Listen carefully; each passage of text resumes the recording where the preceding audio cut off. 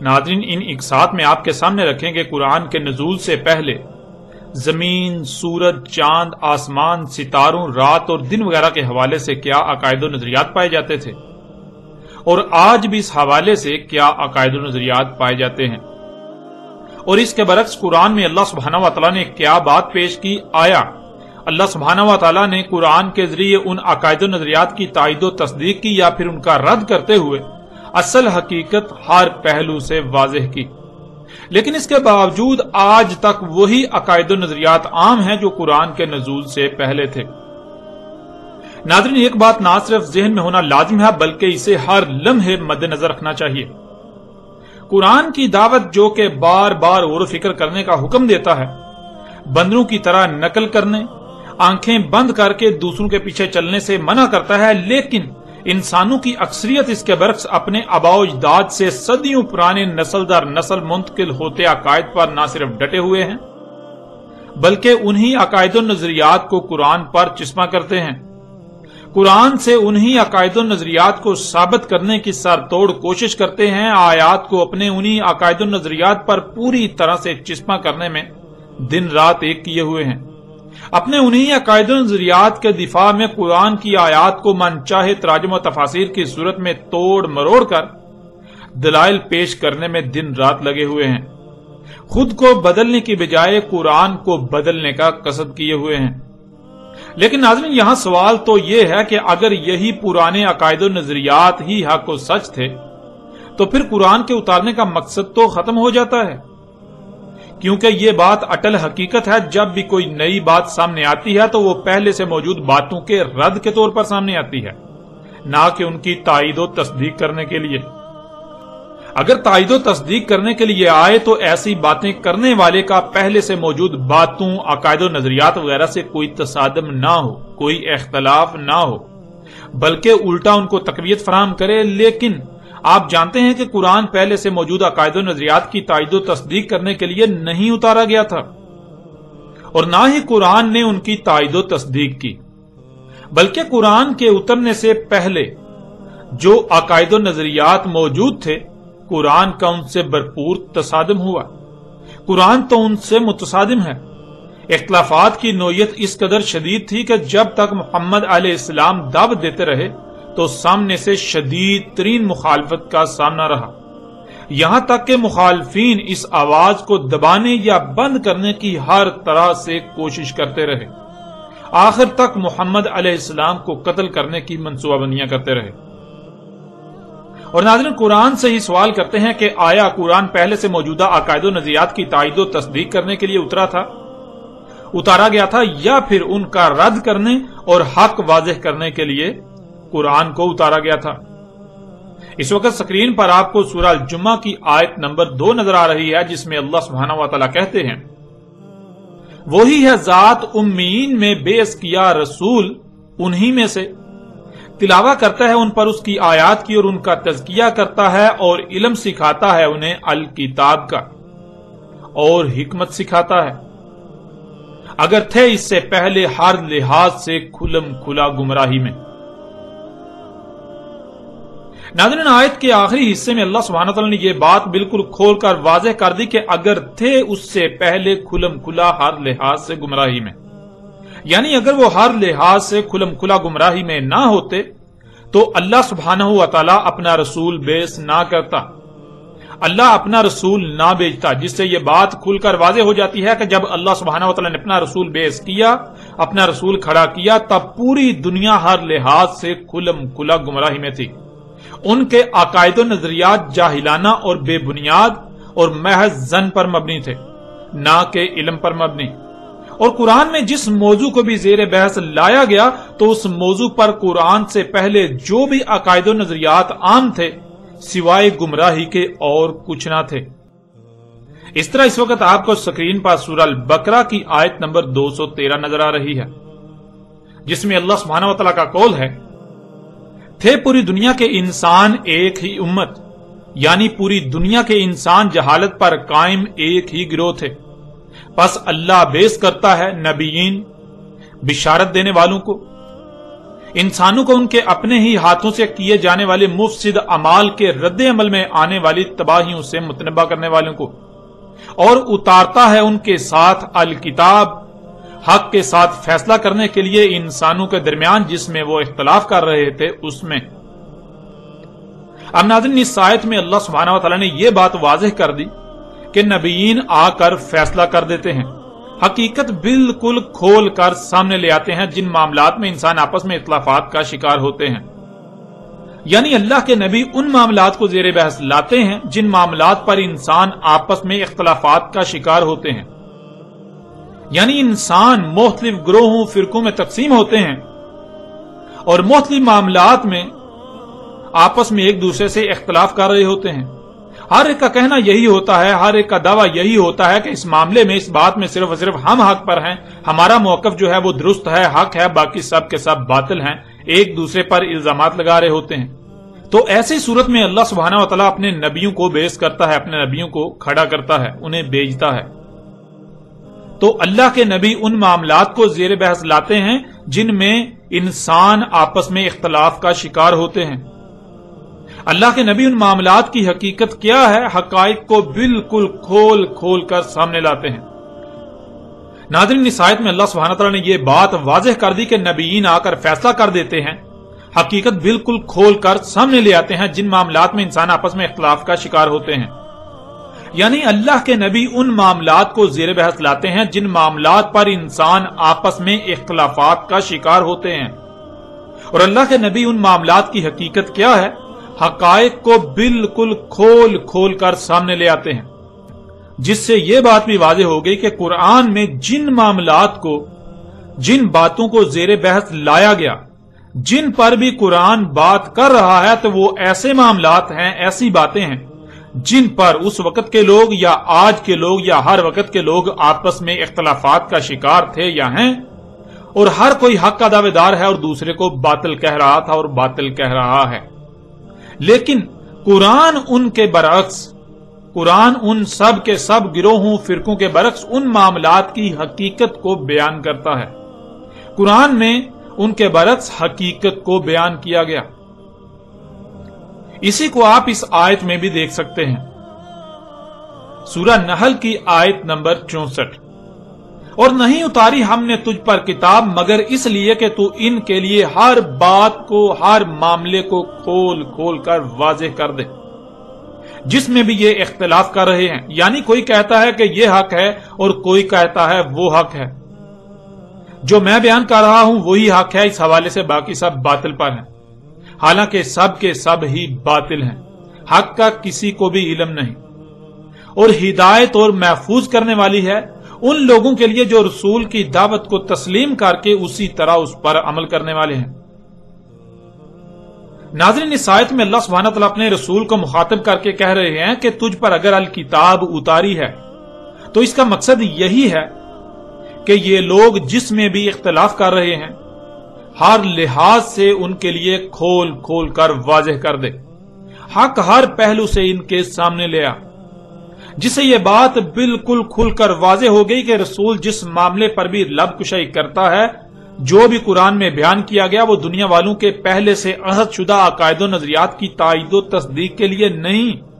بلکہ ان کے عقائد و نظریات کے رد میں ہے، اور ان کے باطل عقائد و نظریات کے برعکس قرآن میں حق بیان کیا گیا۔ اس طرح آپ سورہ نمل کی ان آیات میں بھی دیکھیں۔ سورہ نمل آیت نمبر 75 میں اللہ سبحانہ وتعالیٰ کہتے ہیں، اور نہیں غائب سے، یعنی جو انسانوں کو نظر نہیں آ رہا، جو ان سے چھپا ہوا ہے آسمانوں میں اور زمین میں، مگر ہر لحاظ سے کھلم کھلی، ہر پہلو سے واضح نظر آنے والی کتاب میں۔ پھر اس طرح اگلی آیت سورہ نمل کی آیت نمبر 76، اس میں اللہ سبحانہ تعالیٰ کا کہنا ہے کہ اس میں کچھ شک نہیں، یہ قرآن بیان کرتا ہے بنی اسرائیل پر بہت زیادہ وہ جس میں یہ اختلاف کر رہے ہیں۔ ناظرین، سورہ نمل کی آیت نمبر 75 میں آسمانوں اور زمین کو موضوع بحث بناتے ہوئے آسمانوں اور زمین کے حوالے سے بنی اسرائیل کے اکثر بڑی تعداد میں نظریات کا قرآن رد کر رہا ہے، اور اللہ سبحانہ و تعالیٰ کا کہنا ہے کہ اس قرآن میں، یہ قرآن جو اس وقت آپ کے سامنے ہے، جو محمد علیہ السلام پر اترا اس میں جو بیان کیا گیا ہے وہ بیان کیا گیا جس میں بنی اسرائیل اختلاف کا شکار تھے یا اختلاف کر رہے تھے. اور یہ بات واضح رہے، یہ بات کرنے سے پہلے خصوصی طور پر آسمانوں اور زمین کو موضوع بحث بنایا گیا.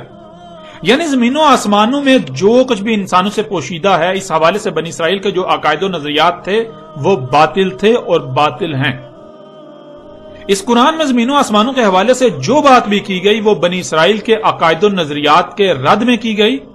اور ان کے عقائد و نظریات کے برعکس حق بیان کیا گیا، جسے یہ اپنی آنکھوں سے نہ دیکھ پانے کی وجہ سے اختلافات کا شکار تھے، اختلاف کر رہے تھے. یہ سمجھتے تھے کہ جو یہ اپنی آنکھوں سے دیکھ رہے ہیں وہی حق ہے. ناظرین، قرآن میں مزید بھی ایسی کئی آیات ہیں جن میں یہی بات بیان کی گئی، جن پر بات کرنے سے موضوع لمبا ہو جائے گا، اس لیے صرف انہی چند آیات پر اکتفا کرتے ہوئے آگے بڑھتے ہیں.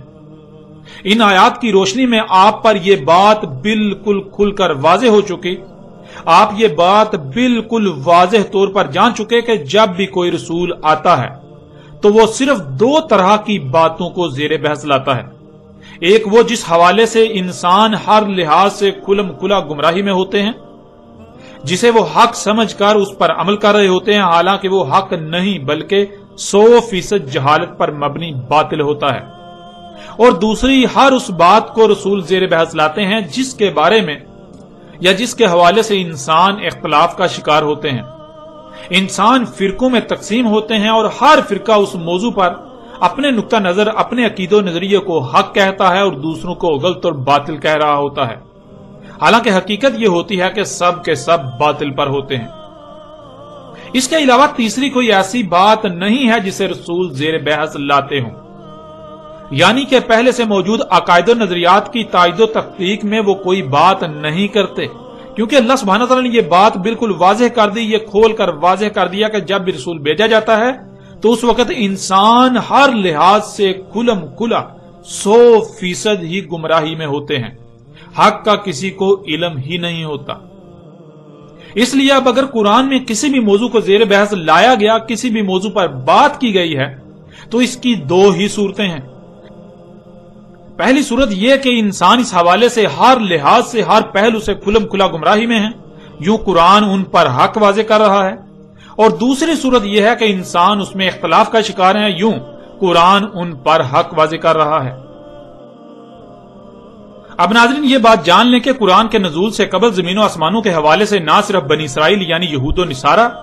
بلکہ ملت ابراہیم کے دعوے دار، اسماعیل علیہ السلام کی امت ہونے کے دعوے دار مشرکین مکہ و عرب، سب کا متفقہ طور پر یہ عقیدہ تھا کہ زمین روٹی کی طرح چپٹی اور ساکت ہے. اس کے وسط میں خشکی ہے جس پر انسان آباد ہیں، خشکی کے اطراف میں سمندر اور سمندر کے اطراف میں زمین کے کناروں پر پہاڑوں کی باڑ ہے جو کہ آسمانوں کے لیے ستون کا کام کرتی ہے. آسمان گنبد یعنی الٹے پیالے کی مانند پہاڑوں کے ان ستونوں پر ٹکا ہوا ہے، یعنی آسمان کے کنارے زمین کے کناروں پر پہاڑوں کے اوپر ٹکے ہوئے ہیں. سورج اور چاند سمیت تمام کے تمام ستارے اور سیارے زمین کے گرد گھوم رہے ہیں. عین سر پر آسمانوں میں اللہ کا عرش یعنی تخت ہے جس پر بیٹھا اللہ نظام چلا رہا ہے. سورج کا ایک مخصوص مقام طلوع ہے، جب طلوع ہوتا ہے تو ایک ہی وقت میں پوری دنیا کے انسانوں پر طلوع ہوتا ہے. پوری دنیا کے انسان اسے طلوع ہوتا دیکھ رہے ہوتے ہیں، اور اسی طرح ایک ہی مخصوص مقام غروب ہے. ایک ہی وقت میں پوری دنیا کے لوگوں پر غروب ہو جاتا ہے. رات بھر سورج چھپا رہتا ہے، وہ رات کو اللہ کے عرش کے عین نیچے جا کر سجدہ کرتا ہے، پھر صبح مشرق سے اسی طرح طلوع ہوتا ہے. سورج مشرق سے مغرب کی طرف سفر کرتا ہے. اس کے علاوہ ان کا یہ بھی عقیدہ تھا کہ چاند بھی سورج کی طرح روشن ہے، یعنی چاند سیارہ نہیں بلکہ ستارہ ہے، روشنی چاند کی اپنی ہے. ناظرین، یہ نظریہ، یہ عقیدہ اس وقت نہ صرف بنی اسرائیل جو کہ یہود و نصارہ تھے ان کا تھا، بلکہ مشرکین عرب کا بھی یہی عقیدہ تھا. سب کے سب میں یہ نظریہ مذہبی عقیدے کی حیثیت رکھتا تھا، اور اس عقیدے کے خلاف وہ ایک لفظ بھی سننے کو تیار نہ تھے. اس عقیدے کے خلاف ایک لفظ بھی وہ اپنے مذہب کے خلاف اعلان جنگ تصور کرتے، بالکل ایسے ہی جیسے آج اگر کوئی نئی بات سامنے آئے جو پہلے سے موجود عقائد و نظریات کے خلاف ہو تو اسے اسلام کے خلاف سازش و نظریاتی جنگ قرار دیا جاتا ہے۔ ناظرین، اس عقیدے کے خلاف اس لیے ایک لفظ بھی وہ سننے کو تیار نہ تھے، کیونکہ اگر اس عقیدے کا رد ہو جاتا تو پھر خود بخود ان کے اس عقیدے کا بھی رد ہو جاتا کہ اللہ آسمانوں کے اوپر عرش نامی ایک تخت پر بیٹھا سارا نظام چلا رہا ہے۔ یہ وہ وجہ تھی کہ وہ لوگ اس عقیدے کے خلاف ایک لفظ بھی سننے کو تیار نہ تھے، اور اس عقیدے کے خلاف کوئی لفظ اپنے دین و مذہب کے خلاف اعلان جنگ تصور کرتے تھے۔ اگر ان کے سامنے کوئی یہ اقرار کرتا یا یہ بات کرتا، یہ کہتا کہ اللہ آسمانوں میں عرش کے اوپر نہیں ہے، یعنی آسمانوں میں کوئی تخت پڑا ہوا ہے اور اس کے اوپر اللہ بیٹھا ہوا ہے، ایسی حقیقت نہیں ہے، تو وہ لوگ اسے قتل کر دیتے۔ اور ناظرین، آپ یہ بات جان کر حیران ہوں گے کہ آج بھی مذہبی طبقے کی اکثریت اسی عقیدے کی حامل ہے، یہی عقیدہ رکھتی ہے، یعنی وہی عقیدہ رکھتی ہے جو اس وقت بنی اسرائیل، یہود و نصارہ اور مشرکین عرب کا تھا۔ بریلوی فرقے کے بانی و امام احمد رضا خان بریلی نے تو اس عقیدے کے دفاع میں قرآن کی درجنوں آیات کو بھرپور طریقے سے توڑ مروڑ کر اور حق کو چھپا کر اپنی طرف سے درجنوں دلائل دیے، اس عقیدے کو قرآن کا عقیدہ قرار دیا، اس عقیدے کو محمد علیہ السلام کا عقیدہ قرار دیا۔ جو اس عقیدے کے برعکس نظریہ رکھیں، اس عقیدے کے برعکس کوئی نظریہ رکھیں، کچھ سوچیں بھی، تو احمد رضا خان بریلی کے نزدیک وہ مومن و مسلم نہیں بلکہ وہ مرتد، وہ کافر و مشرک ہیں۔ اس کے علاوہ بھی بریلوی ہوں، دیوبندی ہوں یا اہل حدیث ہوں، مالکی ہوں، حنفی ہوں، حنبلی ہوں، شافعی ہوں، یا ان میں مزید مسلک کے نام پر فرقہ در فرقہ جتنے بھی فرقے ہیں، تمام کے تمام فرقوں کے علماء نامی طبقے کا بھی یہی عقیدہ ہے، یعنی وہی عقیدہ جو قرآن کے نزول سے پہلے مشرکین عرب کا تھا، جو قرآن کے نزول سے پہلے بنی اسرائیل، یہود و نصارہ کا تھا۔ اور ناظرین، عوام کی اکثریت جو اسکولوں، کالجوں اور یونیورسٹیوں وغیرہ سے تعلیم یافتہ ہے، اس عقیدے کے برعکس زمین کو گول تسلیم کرتی ہے، سورج کے زمین کے گرد گھومنے کی بجائے زمین کے گھومنے سے دن اور رات کے آنے جانے کو تسلیم کرتی ہے۔ لیکن عوام کی اکثریت کو اس کا علم ہی نہیں کہ ان کے علماء نامی طبقے کا ان کے برعکس یہود و نصارہ اور مشرکین عرب والا ہی عقیدہ ہے، اور جو اس عقیدے کے خلاف بات کرے اسے ماننا تو دور کی بات، وہ ان کی نظر میں مرتد، کافر و مشرک ہے، یہاں تک کہ وہ واجب القتل ہے۔ اور ناظرین، آپ یہ بات جان کر حیران ہوں گے کہ اہل حدیث و سلفی مکتبہ فکر کی اہم اور بڑی قدور شخصیت عبدالعزیز بن باز، جو 1993 سے لے کے 1999 تک سعودی عرب کے سرکاری مفتی اعظم بھی رہے، ان کا باقاعدہ فتویٰ موجود ہے کہ جو زمین کو ساقط تسلیم نہ کرے اور سورج کو زمین کے گرد گھومتا تسلیم نہ کرے وہ کافر ہے، وہ مرتد ہے، یہاں تک کہ اس کا قتل جائز قرار دیا۔ یعنی اگر کوئی ایسا شخص جو خود کو مسلمان کہلواتا ہے اور وہ یہ بات تسلیم کر لیتا ہے کہ زمین ساقط نہیں ہے بلکہ حرکت کر رہی ہے، اور سورج کے زمین کے گرد گھومنے جس سے دن رات ہو رہا ہے اس بات کا انکار کرتا ہے، تو وہ مرتد ہے، اسے قتل کرنا جائز ہے۔ ناظرین، یہاں ایک چھوٹا سا سوال یہ پیدا ہوتا ہے کہ اگر علماء نامی طبقے کی اکثریت کا بھی وہی عقیدہ ہے جو مشرکین عرب سمیت یہود و نصارہ کا تھا، تو پھر علماء نامی طبقہ اس پر بات کیوں نہیں کرتا؟ تو ناظرین، اس سوال کا جواب یہ ہے کہ اگر اس موضوع کو زیر بحث لایا جائے گا تو علماء نامی طبقہ آج اس عقیدے کا کسی بھی صورت دفاع نہیں کر سکے گا۔ عیسائیت اپنے اس عقیدے میں اتنی متشدد تھی کہ شروع میں بڑی تعداد میں ایسے لوگوں کو چرچ کے حکم پر قتل و قید کیا جاتا رہا جو اس عقیدے کے خلاف بات کرتے یا اپنی بات کا پرچار کرنے کی کوشش کرتے۔ دنیا عیسائیت میں اسی وجہ سے یہ عقیدہ موضوع بحث بنا اور سائنس نے عیسائیت کے اس عقیدے کے پرخچے اڑا دیے، جس سے دنیا عیسائیت کا عیسائیت سے بھروسہ اٹھ گیا۔ آج اہل مشرق یورپ و مغرب کو عیسائی سمجھتے ہیں اور کہتے ہیں، لیکن مغربی دنیا کو اس بات کا علم ہی نہیں کہ عیسائیت کس چڑیا کا نام ہے۔ سائنس نے عیسائیت کی جڑ ہی کاٹ کر رکھ دی۔ اور یہی وجہ ہے جس وجہ سے خود کو مسلمان کہلوانے والے اس کو موضوع بحث نہیں بناتے. اس کو زیر بحث لا کر حق پہچاننے کی بجائے اس موضوع پر بالکل بات نہیں کی جاتی، کیونکہ انہیں خوف ہے، انہیں یہ ڈر ہے کہ آج پوری دنیا اپنی آنکھوں سے حق کو دیکھ رہی ہے. اگر اسے موضوع بحث بنایا جائے گا، زیر بحث لایا جائے گا، تو یہ اپنے صدیوں سے نسل در نسل منتقل ہونے والے عقیدے کا دفاع نہیں کر سکیں گے.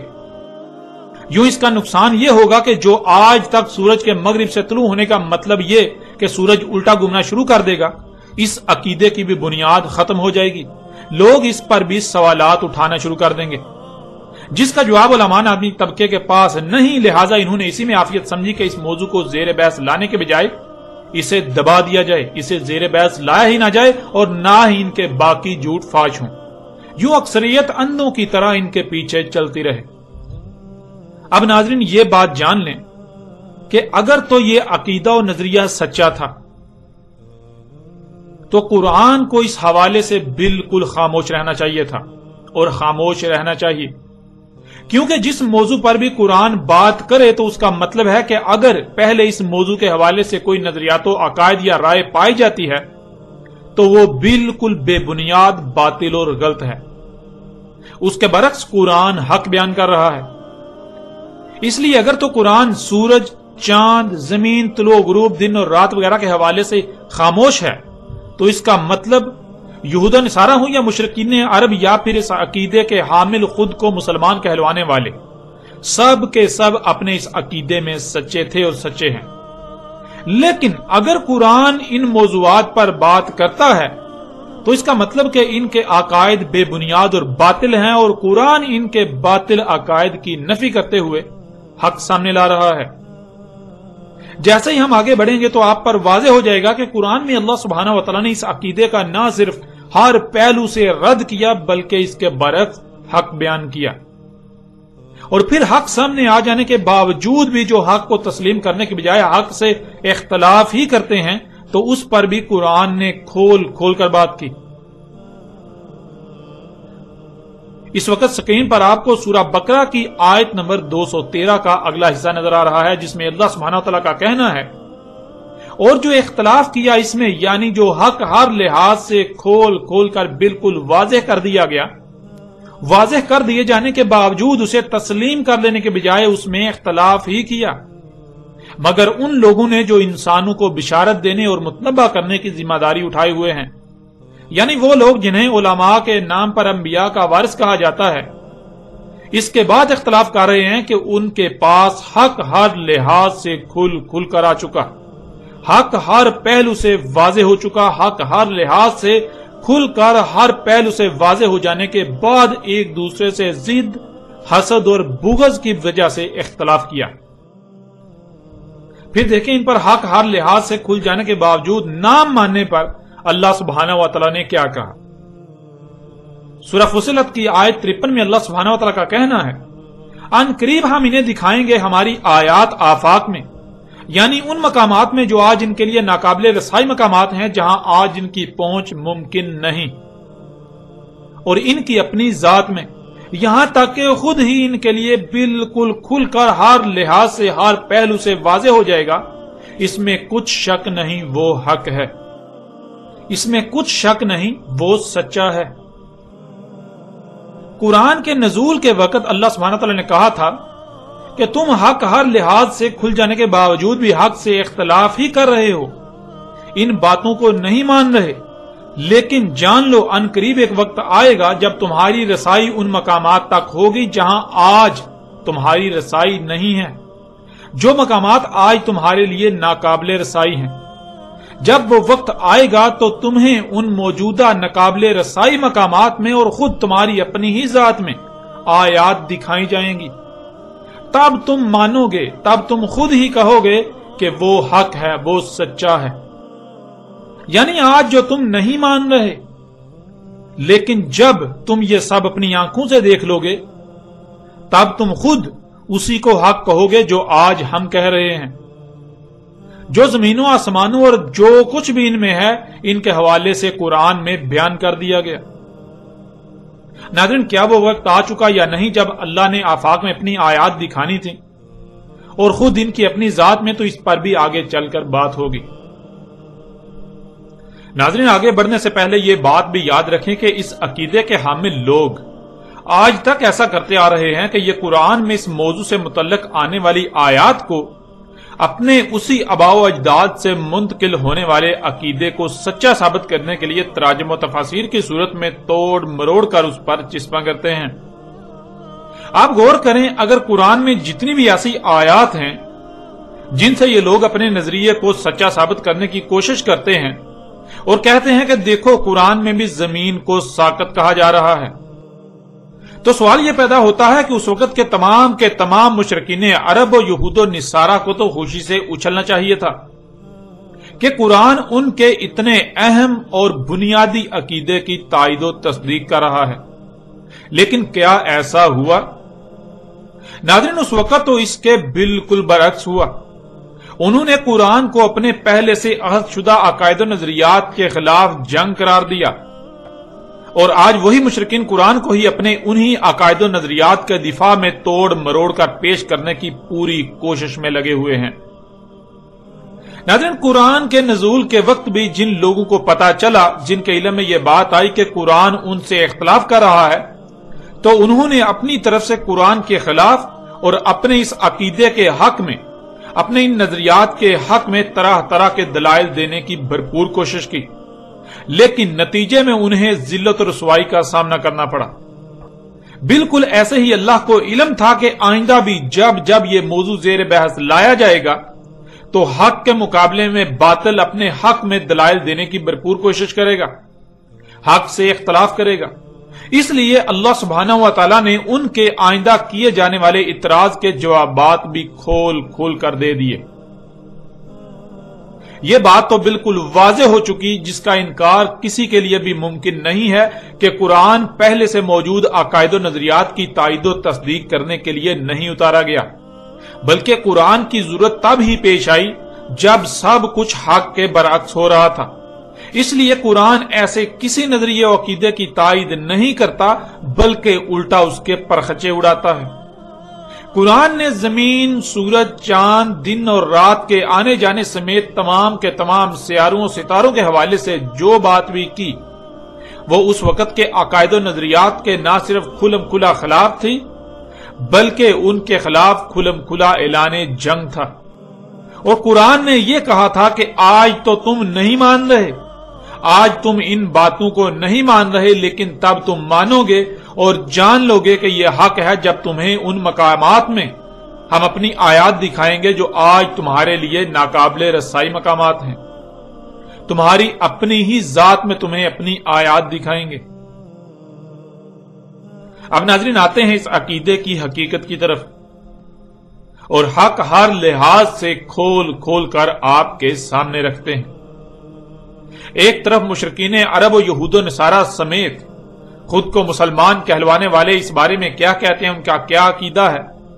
اس کو رکھتے ہیں، ان کے نظریات کو رکھتے ہیں، اور دوسری طرف اللہ سبحانہ و تعالیٰ نے اس کے برعکس کیا کہا اس کو آپ کے سامنے رکھتے ہیں۔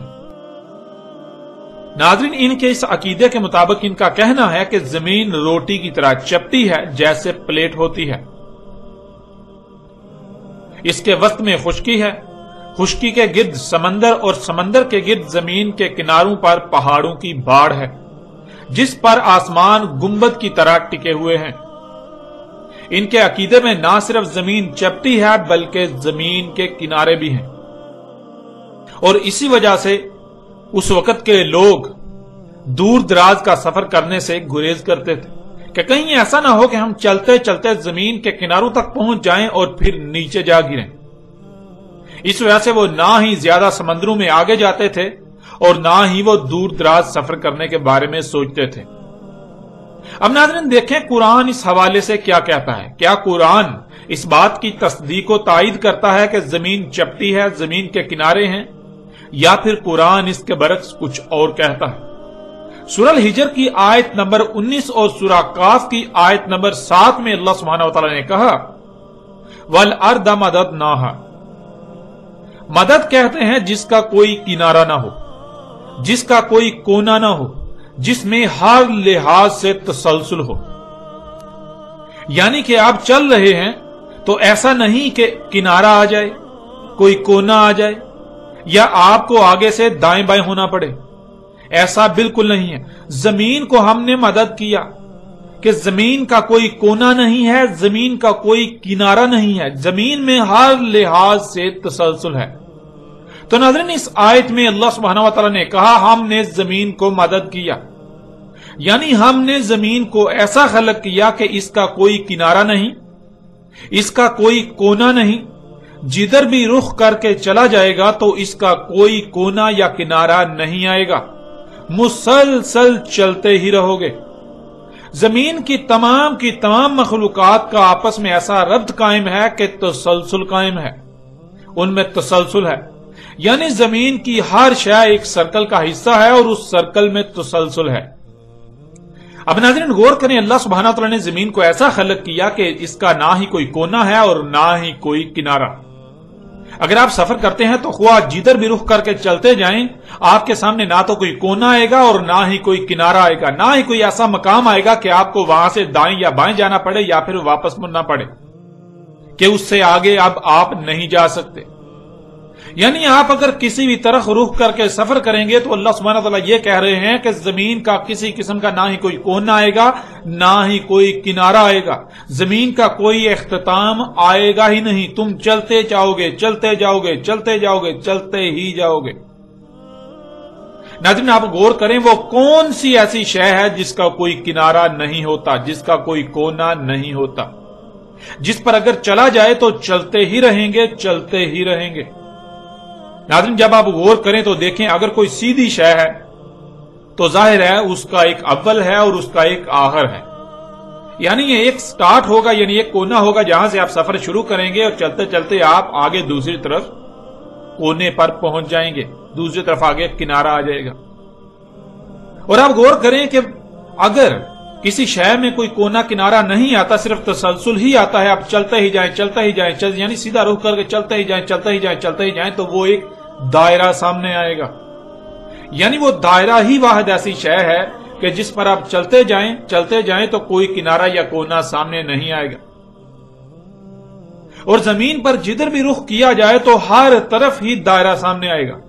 جس کا مطلب بالکل واضح ہو جاتا ہے کہ اللہ سبحانہ و تعالیٰ نے اس آیت میں بالکل واضح الفاظ میں یہ بات کی کہ زمین گیند کی طرح گول ہے، زمین ایک گولا ہے، تم جدھر بھی رخ کر کے چلو گے تو تمہیں نہ ہی کوئی کنارہ ملے گا، نہ ہی کوئی کونا تمہارے سامنے آئے گا، تم چلتے ہی جاؤ گے، چلتے ہی جاؤ گے، چلتے ہی جاؤ گے۔ اب ناظرین اگر تو زمین چپٹی ہے اور پھر اس پر چلا جائے، کوئی اس کا کنارہ نہ آئے، چلتے ہی جائیں، چلتے ہی جائیں، چلتے ہی جائیں، لیکن آپ اپنی آنکھوں سے دیکھ رہے ہیں اگر زمین چپٹی ہو اور اس کا کوئی کنارہ نہ ہو تو پھر سورج کیوں طلوع ہوتا اور غروب ہوتا ہوا نظر آ رہا ہوتا ہے کہ سورج زمین کے نیچے سے اوپر آ رہا نظر آ رہا ہوتا ہے اور پھر اوپر سے نیچے زمین کے، یعنی زمین کے کناروں سے نیچے چھپتا ہوا نظر آ رہا ہوتا ہے، جس سے یہ بات بالکل واضح ہو جاتی ہے کہ زمین چپٹی نہیں ہے، بلکہ زمین پر جدھر بھی رخ کر کے چلا جائے گا تو دائرہ ہی سامنے آئے گا۔ یوں بالکل واضح ہو جاتا ہے کہ زمین گیند کی طرح گول ہے، زمین ایک گولا ہے۔ ناظرین اسی حقیقت کو اللہ سبحانہ و تعالیٰ نے قرآن میں ایک اور پہلو سے بھی بیان کر دیا۔ سورہ نوح کی آیت نمبر 19 میں اللہ سبحانہ و تعالیٰ کا کہنا ہے وَاللَّهُ جَعَلَ لَكُمُ الْأَرْضَ بِسَاطًا، اور اللہ ہے کر دیا تمہارے لیے زمین کو بساط۔ ناظرین اس آیت میں لفظ بساط انتہائی غیر معمولی لفظ ہے جو چونکا دینے والا ہے۔ بساط بسط سے ہے اور یہ لفظ انتہائی وسعت کا حامل ہے، جس کے معنی ہے ایسی شے جو ہو تو گیند کی طرح گول لیکن نظر آنے میں اور رہنے میں چپٹی ہو،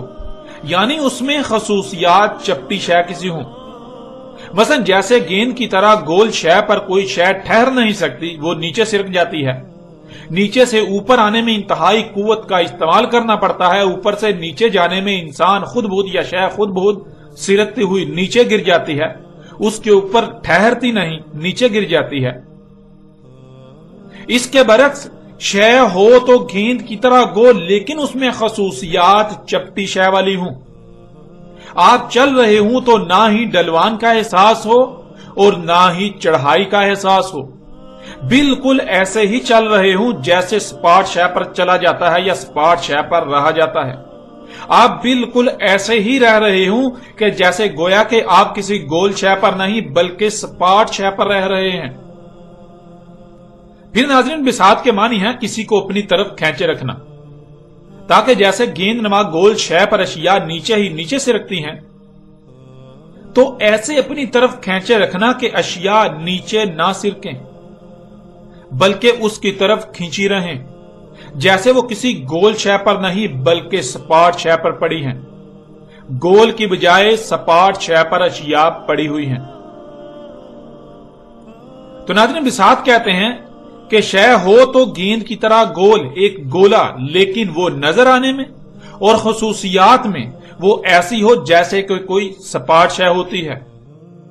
ہو تو وہ گیند کی طرح گول، لیکن وہ ایسی نظر آئے کہ جیسے وہ گیند کی طرح نہیں بلکہ سپاٹ ہے، اس کے گیند نما ہونے کا ذرا برابر بھی احساس تک نہ ہو. اس آیت میں اللہ سبحانہ تعالیٰ نے دو ٹوک الفاظ میں انسانوں کو مخاطب کرتے ہوئے کہا کہ زمین گیند کی طرح گول ہونے کے باوجود تمہارے لیے ایسی بنا دی کہ تمہیں رائی برابر بھی اس بات کا احساس نہ ہو کہ زمین گیند کی طرح گول ہے، بلکہ تمہیں ہر لحاظ سے ایسی ہی نظر آتی ہے اور احساس ہوتا ہے کہ وہ چپٹی ہے. تمہیں یہ احساس ہی نہیں ہوتا کہ تم کسی گیند نما گول شے پر رہ رہے ہو، تم کسی گولے پر رہ رہے ہو، جس سے تمہیں یہ خوف ہو کہ آگے جانے سے کہیں تم سرک کر زمین سے نیچے گر جاؤ گے، بلکہ تمہیں ایسا لگتا ہے کہ تم بالکل سپاٹ شے پر رہ رہے ہو. یوں تمہیں نہ نیچے گرنے کا کوئی خوف ہے نہ ہی ادھر ادھر سرکنے کا کوئی خوف. زمین ہے تو گیند کی طرح گول، لیکن اس کو تمہارے لیے ایسا بنایا کہ جیسے وہ گول نہیں بلکہ سپاٹ ہے. ایسے بنایا کہ جیسے تم گول گیند نما زمین پر نہیں بلکہ سپاٹ زمین پر رہ رہے ہو. ناظرین یہ آیت بھی دہلا کر رکھ دینے والی آیت ہے. اس آیت میں اللہ سبحانہ وتعالی نے ایک عظیم راز سے پردہ اٹھایا. اس وقت پردہ اٹھایا جب کوئی تصور بھی نہیں کر سکتا تھا. یوں ناظرین اللہ سبحانہ وتعالی نے قرآن میں نہ صرف ان کی اس بات کا رد کیا کہ زمین چپٹی ہے، ان کے اس عقیدے کا رد کیا کہ زمین چپٹی ہے، بلکہ اس بات کا بھی رد کر دیا کہ زمین کے کنارے ہیں، زمین کے کوئی کونے ہیں، اور بالکل دو ٹوک الفاظ میں بیان کرتے ہوئے ان رازوں سے پردہ اٹھا دیا. اور آپ یہ حقیقت آج اپنی آنکھوں سے دیکھ سکتے ہیں، لیکن آپ اس بات پر غور کریں کہ آج تک مذہبی طبقے نے قرآن کی ان آیات کو چھپائے رکھا. کیا یہ سوال پیدا نہیں ہوتا کہ انہوں نے حق کو چھپا کر اپنے باطل نظریات کو قرآن پر ترجیح کیوں دی؟ اور پھر آج تک یہی کرتے چلے آ رہے ہیں، آج بھی یہی کر رہے ہیں. ناظرین یہ غیر معمولی حقائق جو پوری دنیا کے انسانوں کو چونکا دینے والے ہیں کہ 14 صدیاں قبل عرب کے صحرا میں نمودار ہونے والا قرآن، اس قرآن میں اس وقت یہ غیر معمولی اور دہلا دینے والے حقائق کون بیان کر سکتا ہے؟ اس وقت نہ تو سائنسی ترقی کا کوئی نام و نشان تھا اور نہ ہی عرب طبقہ علم رکھتا تھا، بلکہ دنیا میں جہالت میں سب سے بڑھ کر عرب قوم تھی. پوری دنیا میں ایک عقیدہ بہت سختی سے عام تھا، اس کے خلاف سوچنا ہی بہت بڑا چیلنج تھا. تو ایسا کیسے ہو گیا؟ یہ دہلا کر رکھ دینے والے حقائق اس وقت اس قرآن میں کہاں سے آ گئے؟ آخر کس نے بیان کیے؟ جو بیان کرنے والا ہے وہ کون ہو سکتا ہے؟ اس وقت قرآن میں یہ غیر معمولی حقائق کہاں سے آ سکتے ہیں؟ ناظرین بجائے یہ کہ قرآن کے ان حقائق کو سامنے لا کر دنیا میں قرآن کی غیر معمولی اہمیت و حیثیت کو منوایا جاتا اور پوری دنیا کے انسان دنیا و آخرت میں فلاح کا سودا کرتے، فرقہ در فرقہ تقسیم ہونے سے بچ جاتے، ایک دوسرے کی گردنیں کاٹنے سے بچ جاتے، بلکہ الٹا ان ملاؤں نے، اس مذہبی طبقے نے نہ صرف ان غیر معمولی حقائق کو چھپا کر اللہ کے ساتھ دشمنی کی، انسانیت کو گمراہ کیا، بلکہ قرآن کو باقی مذاہب کی طرح مذہب کے نام پر ایک مخصوص طبقے کی کتاب بنا کر رکھ دیا. وہ قرآن جو پوری انسانیت کی رہنمائی کے لیے اتارا گیا اسے یرغمال بنا لیا گیا، اور پوری دنیا کے انسان یہی سمجھتے ہیں کہ یہ قرآن تو مسلمان نامی دائرے میں بند لوگوں کی مذہبی کتاب ہے. जिससे दूसरों का कोई लेना देना नहीं है। उलमा के लिबादे में जो हालात ने आज तक यही कोशिश की कि लोग इनके मुख्ताज रहें, और इसी बात को अपना मकसद बनाते हुए इन्होंने दिन रात लोगों पर मेहनत की कि लोग खुद से गौर फिक्र ना करें, लोग खुद से सोचो विचार ना करें, वो अंधों की तरह इनके पीछे चलते रहें और ना ही इनका दजल लोगों पर चाक हो। जाहिर है, जब लोग गौर फिक्र नहीं करेंगे, लोग अपनी अक्लों का इस्तेमाल नहीं करेंगे, बंदरों ही की तरह, अंधों की तरह इनके पीछे चलेंगे, तो जाहिर है इनके दजल कैसे चाक होंगे। और अगर लोग गौर फिक्र करेंगे तो फिर इन मुल्लाओं का दजल भी चाक हो जाएगा, इन इंसानियत के दुश्मनों का दजल खुलकर इंसानों पर वाजे हो जाएगा। यूं नाज़रीन, इस मजहबी तबके ने, इन मुल्लाओं ने, ख्वाह वो यहूदी रब्बी हूं, ख्वाह वो लामा हूं, ख्वाह वो ईसाई राहब हूं, ईसाई पादरी हूं, ख्वाह वो हिंदू पंडित हूं, या फिर मुसलमानों के मजहबी उलमा, या जितने भी ऐसे लोग हैं, इन्होंने इसी बात के ऊपर फोकस किया, इसी को अपना मकसद बनाए रखा कि खुद से गौर फिक्र नहीं करना, अपनी अकल का इस्तेमाल नहीं करना, गौर फिक्र नहीं करना। हालांकि कुरान बार बार एक ही बात पर जोर देता है कि किसी के भी पीछे अंधों की तरह मत चलो, बल्कि खुद से गौर फिक्र करो। लेकिन ये लोग कुरान के बरक्स ये कहते हैं कि खुद से गौर फिक्र करोगे तो गुमराह हो जाओगे, बल्कि आंखें बंद करके अपने आबाओ अजदाद के ही पीछे चलो। जो आबाओ अजदाद से चला रहा है उसके खिलाफ एक लफ्ज भी मत सोचना, और अगर कोई ऐसा करता है तो उस पर फतवों की भरमार कर दी जाती है, उस पर फतवों की बौछार कर दी जाती है। उसके खिलाफ सब के सब एक ही सफ में खड़े होकर महाज खोल देते हैं और उसके साथ दुश्मनी में उसे नुकसान पहुंचाने के लिए किसी भी हद तक जाने से गुरेज नहीं करते। नाज़रीन, अब हकीकत आपके सामने है। एक तरफ इनका अकीदा है कि जमीन रोटी की तरह चपटी है और इसके किनारे हैं, और इनके बरक्स अल्लाह सुब्हानहू व तआला ने कुरान में बिल्कुल वाज़ेह कर दिया, दो टोक अल्फाज में यह राज खोल कर रख दिया कि जमीन चपटी नहीं बल्कि जमीन गेंद की तरह गोल है। जमीन एक गोला है जिसके कोई किनारे नहीं है। नाज़रीन, बढ़ते हैं आगे और इस अकीदे के हवाले से इनके मजीद क्या नजरियात हैं उन पर भी रोशनी डालते हैं।